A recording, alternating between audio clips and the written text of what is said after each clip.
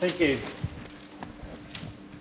The question starts with what are the key issues that I see, and of course what we're really talking about here in plain terms is dollars and cents.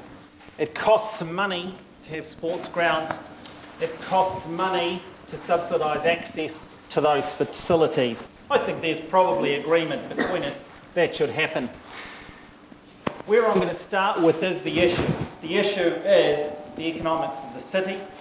We need good economy within the city to be able to afford what we want in sport. The difficulty is this: rates are rising every year.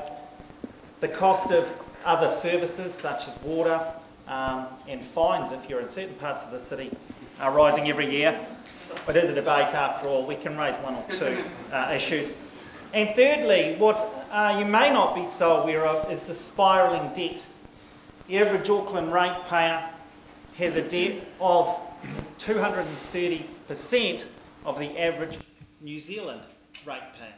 We've been spending up large, and all these things will compromise our ability in the long run with funding sports.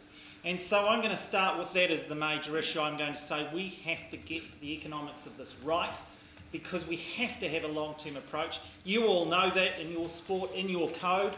As one coach said to me, success is not a single season, and we need to have a long-term view. The issues to resolve: shortage of facilities, I'll mention it again. Sports Coordination Centre. We need to maximise every facility, every field that we have. Forward planning. Where we're expanding, we need to be putting aside land for parks. It's that simple. Partnerships have been talked about already, and I'm not against commercial involvement in sport. If a commercial interest is going to get you a new stadium or a new facility, then good on it, I say, frankly. I think we need to take those partnerships and make them work. And of course, don't forget upgrading existing facilities. We can get better value out of developing those. Participation then. Here I think it's about, and others have already mentioned this, it's about access, particularly for the young, particularly for amateur sport. As a council, we're not going to be able to be involved with developing elite sports programs to the same degree. There is always a cost to sport when you move beyond that.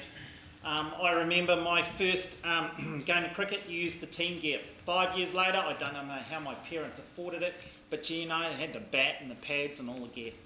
And that's the way it will be with sport. We've got to provide that entry level, get the numbers up, and from that we will see actually elite sports developing as people choose to take that further. A groundswell of support, or the grassroots level as we say, is actually really, really important, and that's what we need to target in terms of participation. Thank you. Thank you very much.